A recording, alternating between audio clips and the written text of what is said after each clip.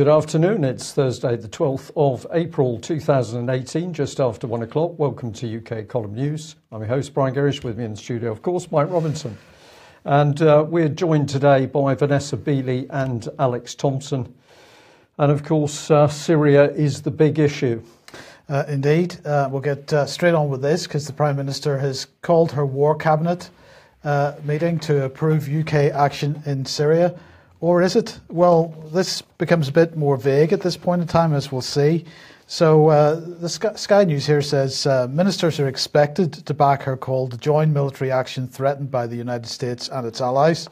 Sources say the Prime Minister is prepared to take action against the Assad regime without first seeking parliamentary consent. Theresa May said, all the indications are that the Syrian regime of President Bashar al-Assad, which denies mounting a chemical attack, was responsible for the alleged chemical attack on the formerly rebel-held town of Douma. So indications, allegations, possibilities, maybes, sources say that she's prepared to take action and so on. But Alex, maybe I could bring you into the programme straight away here and just ask your view on this business of parliamentary consent, because on one hand, Theresa May shouts left, right and centre about living in a parliamentary democracy, and yet at every opportunity she uses the royal prerogative, which of course is not part of a parliamentary democracy, or at least parliamentary sovereignty, I should say, perhaps. What are your thoughts on the hypocrisy? She can't have it both ways. She can't, Mike, and Lord Pitt put this very well in the 18th century. He said, when we've got rid of the Stuart kings, we got rid of one-man tyrants, and we shouldn't be wanting to bring back a bunch of tyrants acting corporately in their place. But sadly, this has happened because crown and royal prerogative has now been branched out. So the personal crown is less important, but the corporate crown has taken over a bunch of financial interests behind the scenes.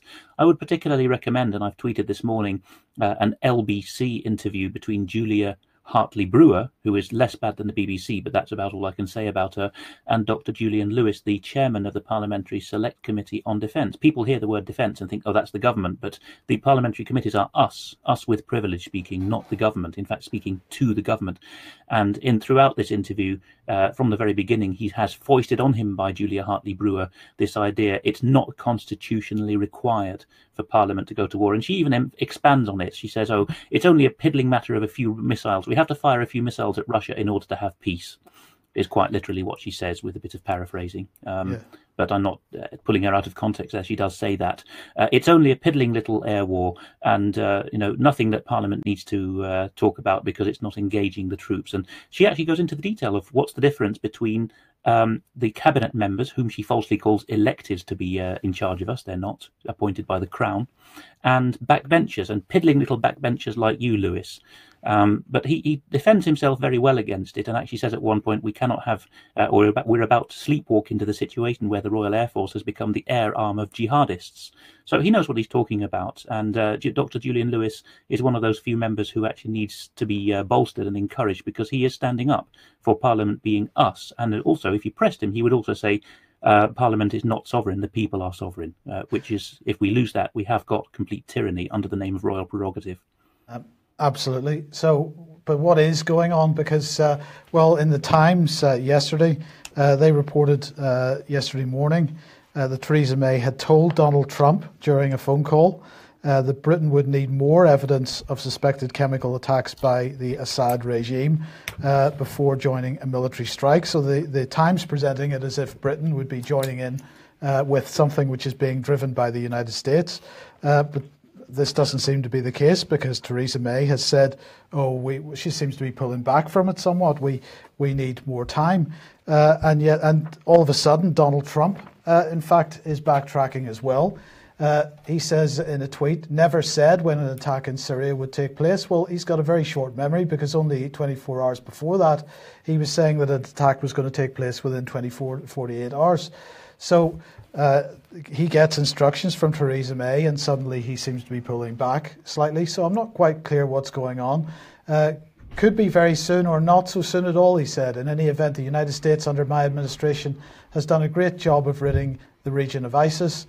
There's lots to criticise here. Where is our thank you, America? Well, I don't think America needs one. So why would they be pulling back? Well, of course, deep scepticism from the British public, from the American public. That's seen clearly through social media. But also the Russian Ministry of Defence, as we said on Tuesday's programme, had been to the site. They've run soil tests from Duma, showing no trace of either sarin nor chlorine or any other chemical agent. Local hospitals have not received any patients with chemical poisoning symptoms. So, Vanessa, we'll bring you in at this point. Welcome to the programme. Really, Britain and the United States in a bit of trouble here because no one believes them. And there's no evidence, it seems, although the OPCW is on site, or at least they seem to be investigating. Sorry, the sound is not great. You're cutting in and out. I think what is very important to point out that in the last, 24 hours, Syrian Arab Red Crescent and a number, or the UN agency that's on the ground in Duma with the Syrian Arab Red Crescent, have both actually denied the WHO report that has come out basically repeating what they've been told by the Violations Documentation Centre, which of course is another organisation financed and set up by Ayman Asbari and George Soros, similar funding and financing to the White Helmets, of course.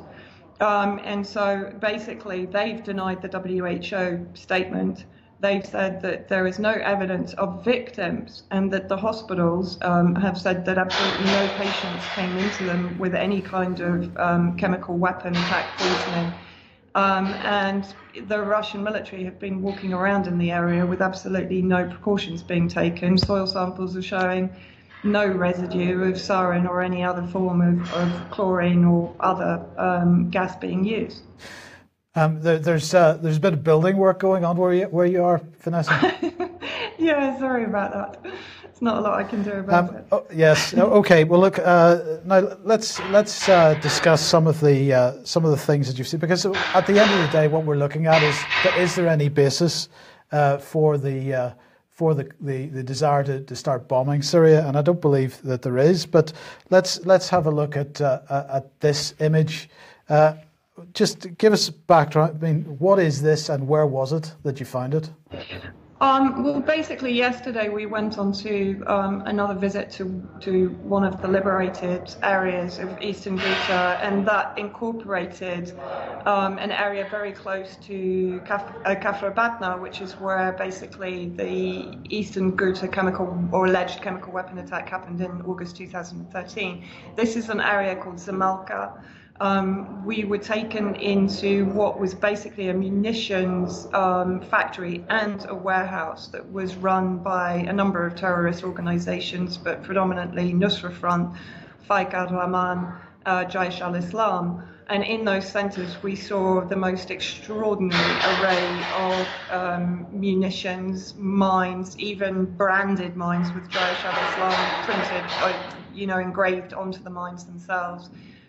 Huge number of rockets and missiles. Many of them, again, we couldn't get very close to because of the booby trapping that still hasn't been attended to, probably by the Russian sappers who are going to be doing the job of demining these areas.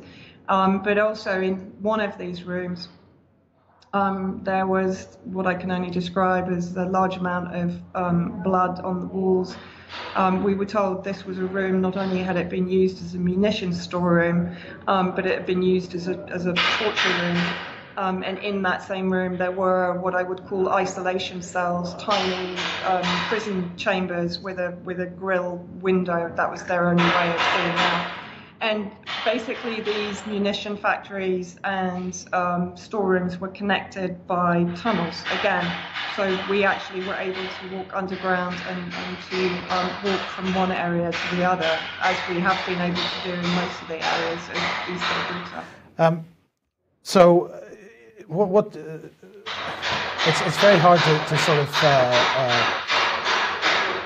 get an idea of where this leaves the British government's narrative when we start to see this more and more of this evidence coming out, and it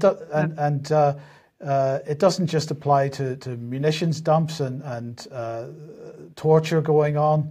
It's also about the recovery of people that are apparently buried in rubble. And we have once again another White Helmets video here showing a child being recovered.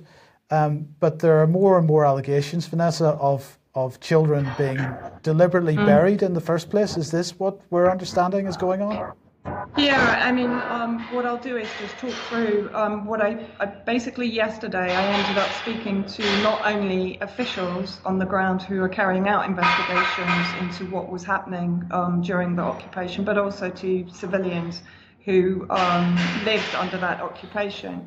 And in this instance, it was the officials that gave me the statement that in their view, based on the evidence given to them by the civilians living in that area, what was remarkable is when these children went missing from their families, it is believed that they were somehow drugged or anesthetized, and they were then used as props in the various false flag events that were staged by the White Helmets, but not only by the White Helmets, by a number of players, including the terrorist factions themselves.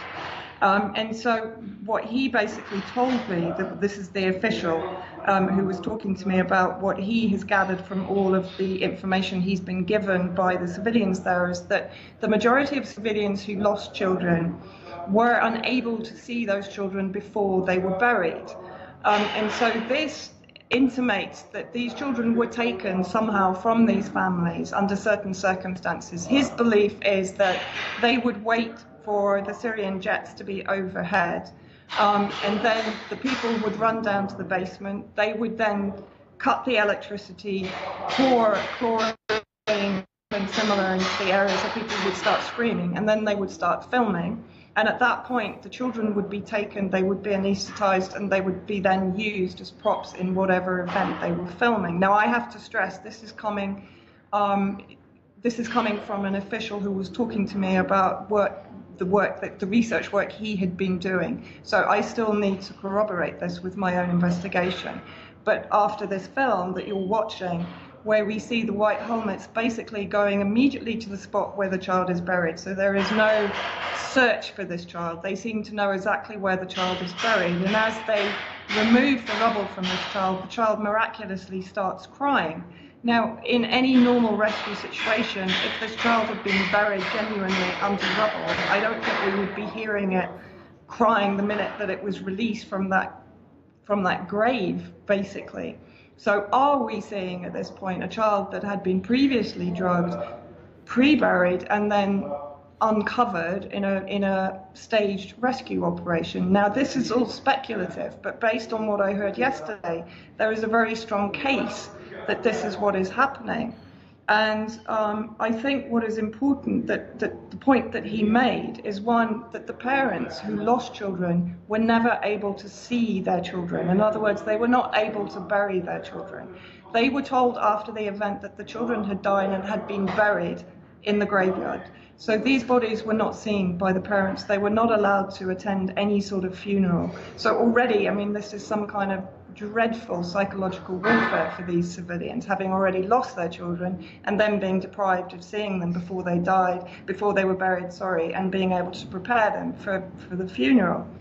Now, I also was introduced to another witness who had in August 2013, he'd lost 5 children. And I was able to actually speak to him and to try and piece together his story from that day. And of course, August 2013 was Obama's red-line chemical attack. Now, what he told me, and I'm reading through the notes because I don't want to get any element of this wrong. I want to be able to transfer it exactly as he told me. So on this day, he was sleeping with his wife and 5 children on the first floor of his house. I then asked him, was there any ventilation in this room? He told me, yes, there were windows in this room and many of them were broken. So there was perfect sort of air circulation in this room. He was sleeping there with 5 of his children. One daughter, who's now 19, was staying with other relatives, but in the area. They were woken by screams of chemical attack, but at this point he told me that 2 days prior there had been rumours of an imminent chemical weapon attack. He couldn't remember where those rumours came from, potentially from the terrorist factions that were there. at that point, so after he had woken up, he actually started to pass out. And he said that he felt dizzy, he felt as if he was being affected by some kind of drug. He was then unconscious for 8 hours. His wife told him later that she had managed to keep conscious for at least 30 minutes, and she had tried to keep the children conscious by putting water on their faces. But she passed out, as I said, after 30 minutes. After 8 hours, they woke up in another place, in the hospital in Kathrabatna, but without their children. He then spent 36 hours searching for his children, and eventually he was told they were dead. So he went to Erbil Registration Center, which is in the same area, and he was shown a photo by the terrorist factions of 3 of his children, only 3, 2 girls and a boy. 2 girls are actually to this day still missing. His eldest daughter, his second eldest daughter, returned home from the relative where she'd been staying shortly after the incident, but she also suffered around 48 hours of nausea, headaches, and so on, which is what he and his wife also suffered when they came round after the 8 hours of being unconscious. He was told the children had been buried in Zamalka Cemetery before he was allowed to see them, and even to this day he has no idea where they are buried or how they really died. He said to me there was no gas smell when he fell unconscious, but he did reiterate that after waking up he felt sick and he had a headache. His surviving daughter, as I said, was sick for a good 48 hours after the attack. But what is very interesting, the media at this time, I believe, claimed that over 1,400 children had died in Zamalka. But I was told yesterday by both civilians on the ground and also the officials there that only 50 to 100 families said they had lost children on that day. And I reiterate the word lost children because they have never seen those children again. And in Ain Tarma, which is an area very close to where this incident happened, which this civilian witness was talking about, no families lost their family members at all. They didn't lose, none of them were affected by this alleged chemical weapon attack. And equally, even in his own building, the only civilians affected by this so-called attack were his family and 2 other civilians in that building. So why in this neighborhood, if this were a real bona fide chemical attack, are only specific civilians being affected by it and majority children? And so, you know, I think this bears out what I was being told, that somehow or other these children are, under certain circumstances, being taken from their families. They're being put into a state of inertia, and then they are being used to stage these rescue missions or these false flag events that we've been seeing. And as I said, now, you know, obviously I need to be continuing with that research, but based on the fact that we're on the brink of war here, we're on the brink of Syria being attacked on the basis of what is effectively a complete non-event in Douma. I mean, of all the false flags that we've seen, Douma is in fact the most, for me, open and shut case of a total false flag event. And we're seeing the emperor with no clothes. We're seeing the US administration, we're seeing the UN, we're seeing WHO, we're seeing the UK government and the media completely running with the story on absolutely no basis and no authenticity. I mean, it's quite extraordinary. It's weapons of mass destruction all over again.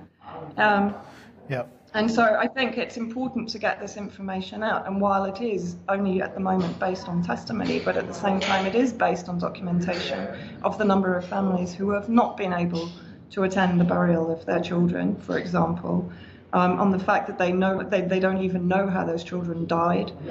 They don't know where they're buried. Boys and girls are being buried alongside each other, which in this culture is really not acceptable. And it's very stressful, traumatizing for those parents to know that that is the case and not to be able to recognize where those children are buried. And another important point that was made to me in this particular area, Zamalka, the residents of that area were driven out of their apartment blocks and their homes. and were replaced by European jihadists that were coming in, or Islamists that were fighting then with Nusra Front predominantly. And out of those that have left this area now, Eastern Ghouta, to go to Idlib and then to Turkey and then back into Europe, are over 280 British passports. So thank you very much, Theresa May. We now have an influx of Nusra Front members heading back to their homes in Europe and to Britain. Thank you. Well, my silence says it all, Mike. It's absolutely horrific. It's shocking. But I'm going to say in many ways not unexpected, because we know that even within UK, the British government has been prepared to lie and cover up and be involved in the abuse of children. So for them to be supporting this vile abuse in Syria is not surprising to me. But we'll have to come in on that topic another time. I think Alex would just like an input here. Quickly, something that strikes me as the husband of a medic is that in amongst all the other British nefariousness here, British training, British funding, British equipment, staggering amount that Vanessa was talking about on the US radio channel yesterday, and you've seen the pictures, British passports, British propaganda, there may be British or other Western anaesthetists involved in breaking their Hippocratic oath in this situation. Of course, Syrians are some of the world's best doctors, both the Russian and Western trained ones, world's leading experts in many cases. But anaesthesia is an extremely complicated and skillful branch of medicine. And for this amount of targeted anaesthesia to be applied, it implies to me as an intelligent layman looking at medicine that there are some Western or Western trained doctors up to some very evil things there. Yeah. Well, let's just show how cynical the British government under Theresa May can be. And here she is talking about Syria, but the backdrop is NHS, yes. Mike. And this has been happening over the last few days. We have the rhetoric for war and violence and death in Syria. But what she's trying to do is rebrand herself as the caring Prime Minister for the NHS. So she's been posing in what I would describe as a care setting, aided and abetting by the BBC here.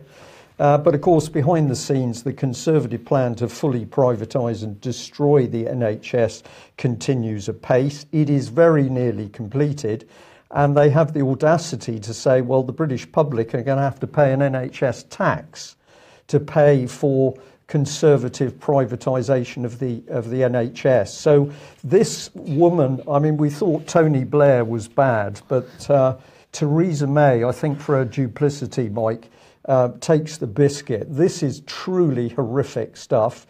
I'm going to immediately come in here and say people need to attend the NHS conference. This is the only conference of its type that's ever taken place, taking the lid off what the government is doing to the NHS and what it means for healthcare in the UK. So if you haven't got your ticket for that event, get onto the UK Column website and get some tickets. Well, let's get back to it here. Does Theresa May need MPs to approve UK action in Syria? If people don't realise what's starting to happen in this country now, the BBC says Theresa May certainly could agree to launch UK missiles, excuse me, from a Royal Navy submarine or RAF jets without MPs giving the green light first. So we've got a government which we know lies, repeatedly lies and deceives, but apparently they're entitled now to attack other nation states without any debate in Parliament. Because while the recent practice has been for governments to win the backing of Parliament for UK military action, it's only a convention to do so, and a recent one at that. BBC is very happy at the idea that a few people can go to war. They talk about the Iraq vote in 2003. The ability for a Prime Minister to take military action is one of the royal prerogatives. And this is the bit that we are really interested in. Governments do not want to surrender their power to deploy Britain's armed forces, and they don't want their hands tied by Parliament. Governments, they don't want their hands tied. I'm going to ask you again, Alex, if I may, who are they? Who are these people who claim to be the people governing this country? Most of them reside in think tanks. For example, the Royal Institute of International Affairs are better known as Chatham House, and they're off the books of government. There's some overlapping in membership, but this is clearly not the common law tradition of government of, for, and by the people. And it's as bad in the US, where that's in the preamble of the Constitution, as it is in, or at least in Benjamin Franklin's writings, as it is in Britain, where we have more heavy-handed crown and royal prerogative. I would just say on the point of who is the government, that this point is very well made by Peter Hitchens in a head-to-head yesterday at 12 o'clock noon on BBC Radio 2 on the Jeremy Vine programme. About 9 minutes into it, he has this awful ding-dong with Professor Michael Clarke with an E on the end, who is one of these theys. He's resided for a long time at the notorious University of Exeter. And Clarke sniggers when Peter Hitchens says to Clarke, "You have no morals," about beating the war drums in Syria. He points at the Guardian. The media is another big part of this, hence the media on trial event. And Hitchens says the Guardian opposed the Suez intervention correctly, Vietnam and the Iraq war, and now it's as if there's been an invasion of the body snatchers, and instead the Guardian has become the warmongers' gazette and is about to hand out toy soldiers to its readers. Aptly observed, and also on the socialist end of the scale, by George Galloway. In fact, the two see eye to eye. So the they of government is not us. It is people pretending to be us. And in my years in the intelligence services, I saw also that we have the same kind of steering going on, particularly from Chatham House, the Brookings Institute and others. Michael Clarke is an epitome of this kind of evil. It's a supercilious evil, smarms and speaks establishmentese and says, oh, how piffling the people are, and we can just have a limited war with Russians, and that we don't need any approval for that. Yeah, this is very, very frightening stuff, Alex, because basically we're now talking about criminal cabals running the country, claiming to be the government. Britain is virtually a lawless state, and yet we are now prepared to attack another nation state, trying to hold the moral high ground. Now, you recently tweeted out this tweet saying that Brooks Newmark, who boasts on his own website about pleading in Parliament for providing arms to General Idris of the moderate Free Syrian Army. You've reminded him he hobnobbed with the Free Syrian Army in Turkey. And then you asked this question, was it not your FSA chums who laid the IED that killed Sergeant Tunro? This is the sergeant. He's widely reported as actually being SAS. So we got British soldiers actually now being killed by the terrorist elements that they've been ordered to go and support. This is truly vile stuff, Alex. I'm almost having difficulty choosing my words today because to live in Britain in 2018 is an obscene experience. It is very wicked, Brian, but we have to hold on to the traditional language. Both the Christian and the constitutionalist or legal perspectives of our history have given us terminology that the likes of Peter Hitchens still remember. Is this a just war? Is this a war of choice, which automatically makes it an evil and aggressive war? International law is part of this. And Michael Clarke, again, to go back to him, in the same clique as Brooks Newmark, the former and disgraced member of Parliament, these people talk instead, and they do in that head-to-head with Hitchens on Vine's show, they talk about our rules. We have worked for decades. This is the they again, it's not us. We have worked for decades to set up the rules-based international order, which is a monopoly of violence, a bullying, a law of the jungle. It's now coming out, and instead of getting aggressiveness, we see that when these characters are fingered and cornered, whether it's Newmark or Clarke or the others, they simply snigger and cackle. They don't have any strength to their arguments, and they have presumed wrongly that the country's behind them. But I've seen this week, Brian, that the middle class particularly has turned against them. People are destroying their Twitter accounts when they claim that Assad is a monster and get people jumping down their necks. Respectable people saying, what evidence do you have for that? People I see are deleting their tweets rather than face up to the argument.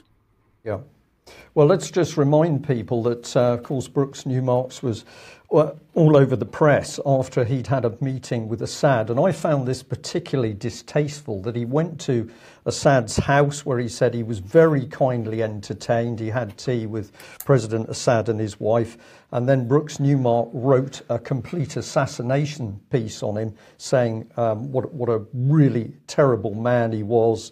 There were claims that Assad had used chemical weapons. We personally, I'll say the UK column spoke to Brooks Newmark and we asked him for the evidence of these claims about the chemical attacks. He could not provide any, but this was reported all over the mainstream press. And of course, one of the things he says at the bottom of the on-screen text is that he is a big supporter of Israel because he is Jewish. So I ask, what is the loyalty of this man to Britain? Is he talking about British foreign policy, or is he talking about Israeli foreign policy? In another Daily Mail report, we're going back here to August 2019, he said, I was on the 2013, sorry. Sorry, 2013. I was on the Syrian border only last week where I met General Idris, the leader of the Syria Free Army. That was the subject you were referring to, Alex.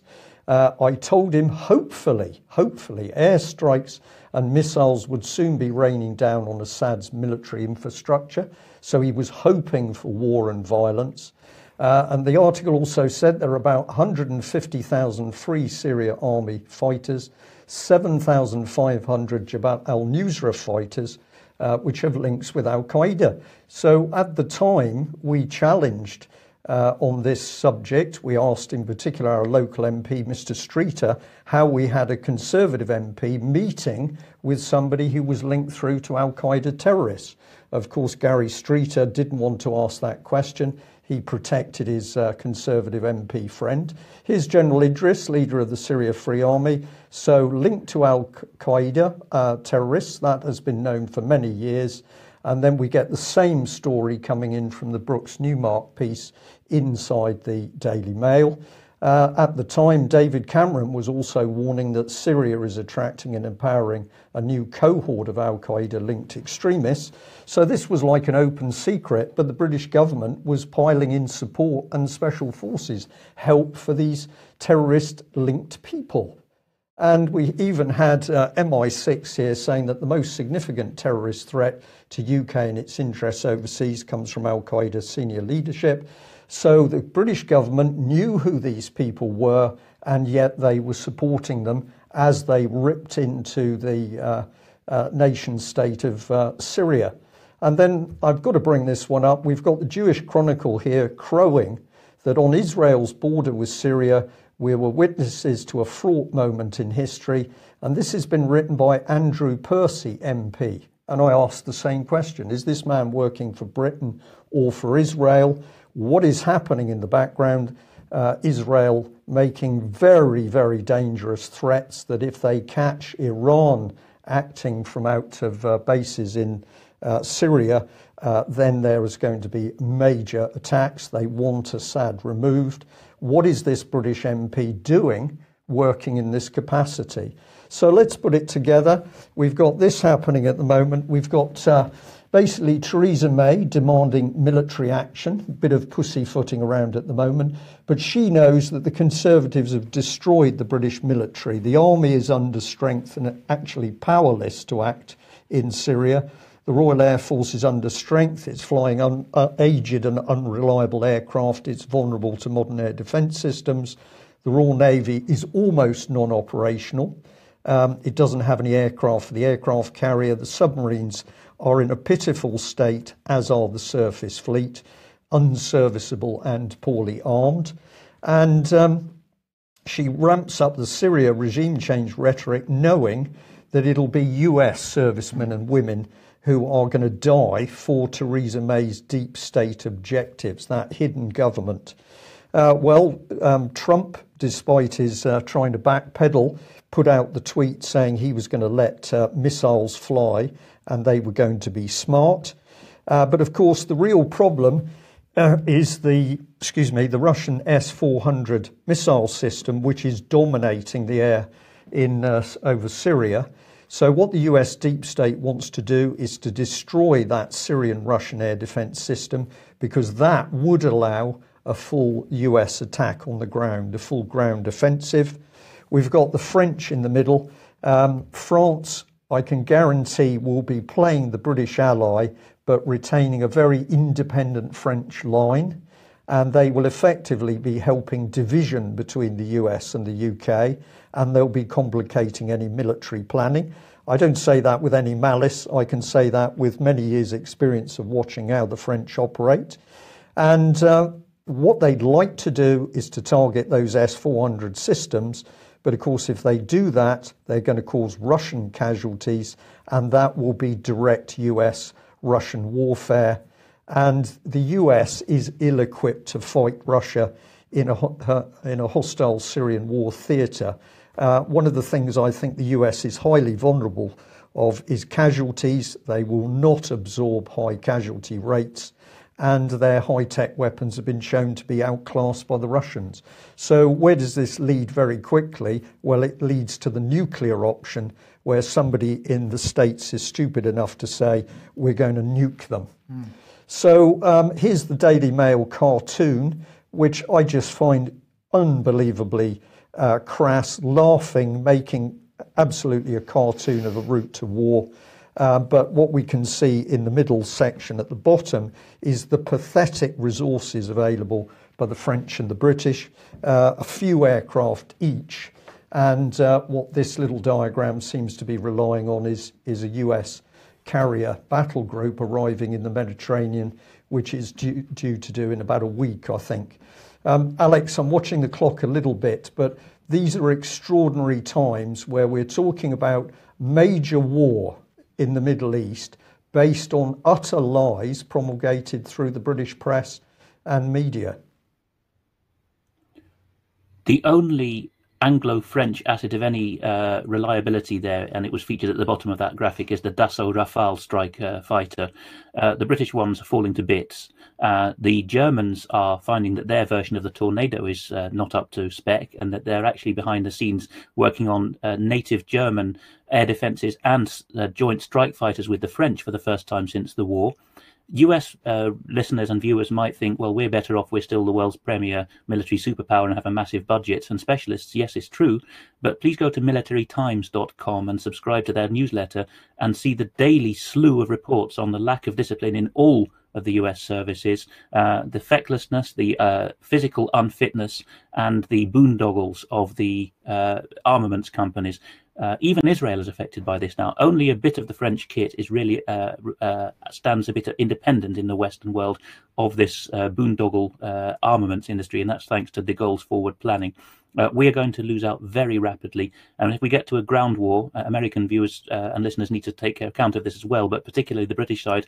If we engage with Russia on the ground in Syria, we will be wiped out in 5 minutes. A lot of my sources, even at unclassified level, are prepared, and I don't push them to go classified, but at unclassified they will say the Russians have got such a multi-layered approach to warfare now that even without their high-tech kit, just the way that they wage warfare and their training and their fitness and their discipline and their patriotism, they're going to take us out in 5 minutes. Yep. Right. Well, let's come back to Brooks Newmark. But the reason I'm interested in this is to do with censorship in the British press. And I know, Mike, you're going to come on to an element of this. Just remind ourselves, back in 2014, Mr. Newmark had sent pictures of himself naked to a young lady. This was exposed in several of the national newspapers. He subsequently used a very expensive law firm to remove those pictures from the internet with threats to anybody that showed them. But this was a little article the Spectator put up at the time. Brooks Newmark was in mental agony. I saw it with my own eyes. The story is that they were going to sign him up as a Telegraph blogger. We had coffee in Portcullis House. The blogging thing didn't come to anything because he was a government whip, but we still talked for 2 hours. The Brooks Newmark I met that day was ill. I was so shocked I rang a mutual friend and said, the guy's in a terrible state. I know, came the reply. And this was Brooks Newmark, who was saying he was suffering from depression. He was going to have to go into somewhere to receive some treatment. But this was the man who was conducting policy on the border with General Idris of the Free Syrian Army. Who was he working for? Himself? British government? The Israeli government? Was he unwell at that time? We don't know. But this is what subsequently took place. This is another old report. Brooks Newmark's sex sting is a matter of urgent public concern. Not that he was on the border with General Idris. No, urgent public concern is that he'd been caught taking photographs with no clothes on, and the IPSO chair was brought in.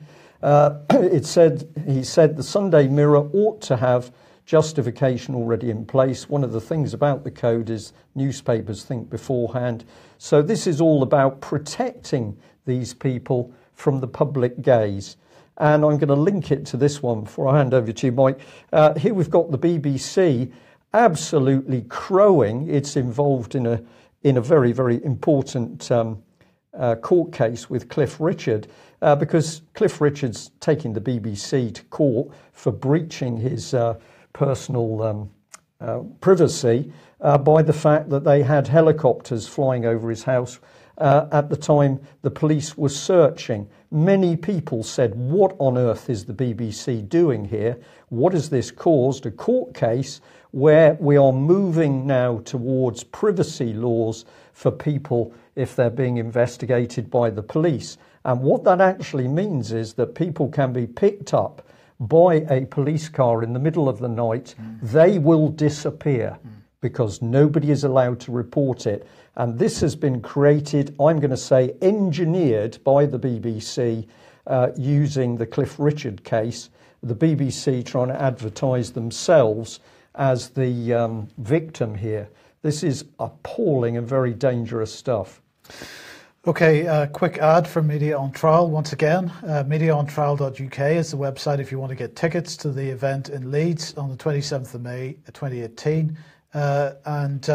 Peter Ford, who's the former UK ambassador to Syria, has been on BBC Radio Scotland and also on BBC Breakfast, giving a very stern refusal to that the British government should be even considering any military action in Syria. Do get a look at those interviews if you can, and he will be speaking at this event, so get along to that. Now, in the meantime, we'll move on to Skripal. And this morning, or in fact, just 15 minutes before we came on air, the OPCW released the results of their investigation into the Skripal poisoning. And it's very interesting because what they say is that the results of the analysis by the OPCW designated laboratories of environmental and biometrical samples collected by the OPCW team confirm the findings of the United Kingdom relating to the identity of the toxic chemical that was used in Salisbury and severely injured 3 people. And Alex, what fascinates me about this report is that at no point in the report is the word Novichok used. And what I wanted to ask you is, what is the likelihood that the briefing that the OPCW received as relating to the identity of the toxic chemical would have been different to the briefing that the public received through the press, through the complicit press, and is it, do you feel, significant that an official OPCW would not name the chemical that they have identified? It is significant, and the chances, in relation to the first part of your question, the chances of the different briefings are very high, Mike. The reason is that Novichok singular is a Russian word taken by Vilmir Zayanov, a defector to the West, to describe something which the US Army, we know various strands of this now, the proving grounds in Maryland that Patrick Henningson's been talking about, and also Northwestern University Chicago. The US, and particularly with Pentagon funding from 2003 onwards, was looking at a whole class to which the name Novichok was given in public literature in 2008 by Vilmir Zayanov. We know from WikiLeaks that the new Secretary of State, Hillary Clinton, then gave orders to the US representatives to the OPCW to discourage conversation about this with the Europeans and to feign lack of knowledge about it, because the truth of it is there's a series of 30 one-up numbers, A230 to A260, that is a class of organophosphates. I think the wheeze here is that they've been put out to be massively super toxic, 10 times worse than VX, kill with a drop. That may not be the case if Novichok or one of those agents was truly used. That's the hidden knowledge of the cabal in this case, I think. Journalists are not aware. We're having to make them aware that the Novichoks as a class is an unscientific term for a whole range of 30 chemical compounds. So obviously the OPCW and DSTL behind the scenes in their private secret reports to government are not going to tarnish their careers by using this silly press language of Novichoks. They're going to talk about chemical compounds. The toxicity of those, the effectiveness, whether they can be put in a delayed action gel, these are things that chemists need to be open to the public about. Okay, and in the meantime then, the Metropolitan Police has released a statement on behalf of Julia Skripal. At this point, we don't know where Julia Skripal is. We don't know whether she's alive or dead, actually. We've only got statements through third parties about her condition and so on. And this is the latest one. It is a fascinating statement. It basically says that, well, everything's all right. I'm fine. It's no problem. I've got access to family and friends. Well, let's just look at the actual text. It says, I was discharged from Salisbury District Council on the 9th of April 2018. I was treated there with obvious clinical expertise and with such kindness that I have found I missed the staff immediately.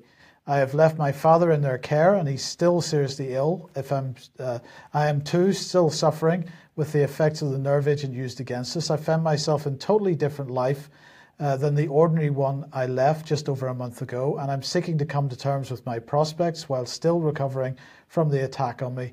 I have specially trained officers available to me who are helping to take care of me and to explain the investigative process that's being undertaken. I have access to friends and family, and I have been made aware of my specific contacts at the Russian embassy who have kindly offered me their assistance in any way they can. At the moment, I do not wish to avail myself of their services, but if I change my mind, I know how to contact them. She goes on to say, most importantly, I'm safe and feeling better as time goes by, but I'm not yet strong enough to give a full interview to the media as I one day hope to do. Until that time, I want to stress that no one speaks for me or my father but ourselves. I thank my cousin Victoria for her concern for us, but ask that she does not visit me or try to contact me for the time being. Her opinions and assertions are not mine, and they're not my father's. For the moment, I do not wish to speak to the press or the media and ask for their understanding and patience whilst I try to come to terms with my current situation. Alex, I find this a staggering statement. Even the average kidnapper puts people in front of a video camera and asks them to read the statement themselves. Even a terrorist in Syria or in Iraq in the past, if you're kidnapped, would do that. But at this point, we don't know anything about the condition of this lady. We don't know whether she's doing this by her own free will, as the Russians were asking a couple of days ago. I find it utterly spectacularly amazing that there's nobody offering any concern for this woman.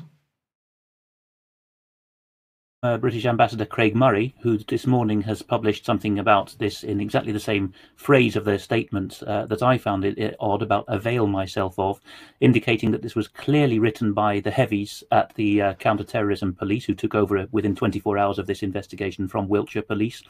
And it may be the case that this was even drafted, looking at the commas there, Mike, this is the detail you have to go into. Looking at the comma placement, it looks like something that was drafted in English first and then back translated into Russian and then tweaked by a complicit translator. You can tell that level of detail when you look at, if you're a professional translator. So I think that there is very strong linguistic evidence, as does Craig Murray, that this was a put-up job. And talking about my cousin Victoria is very formal in Russian, actually. When in the phone call to her cousin Victoria, she used the very endearing form of the name Vik. So she's clearly close to her cousin. You can hear, even from tone of voice, if you don't speak Russian, in that call. She probably asked a fellow patient to sneak her a mobile phone, which had been taken off her herself, probably, to make that call. That would explain what was said in that call about, you can't call me back on this number. Our government, or the police hangers-on and the Russian oligarchs behind the scenes pulling their strings, are apparently involved in brutal kidnapping now. Yes, so it would seem. Now, apparently the Cyprus Mail has discovered your comments about the GCHQ intercept. Yes, we're running short of time, so people can go to the Cyprus Mail to find this. But the key things that strike me as very odd in this is we were told specifically it was an RAF flight lieutenant at one of the sovereign bases that Britain maintains in Cyprus that found this message, but it was an electronic message about the case. That doesn't stack up because the decipher capability is not there. If we're talking about Russians assassinating in Britain and the whole military apparatus involved, that's the GRU, the heaviest of the Russian intelligence agencies, and their communications, even publicly this this is known, are extremely encrypted. The outstation and the RAF officers there have no chance. Cheltenham maybe has some chance of decrypting some of this. So that doesn't stack up, nor does the fact that C, the head of MI6, would congratulate the RAF or GCHQ because he's not in the same chain of command. It implies again that a small group of MI6 officers and former MI6 officers are trying to tweak the process and masquerade as if they were the British government officials involved. Yeah. Okay, and as you say, we're out of time, so let's just end on this one. The offshore appeal is now live. Fortunately, I think it's a French-based site, Leetchi, LEETCHI.com, have agreed to do the lawful and good thing and allow this fundraising to go on.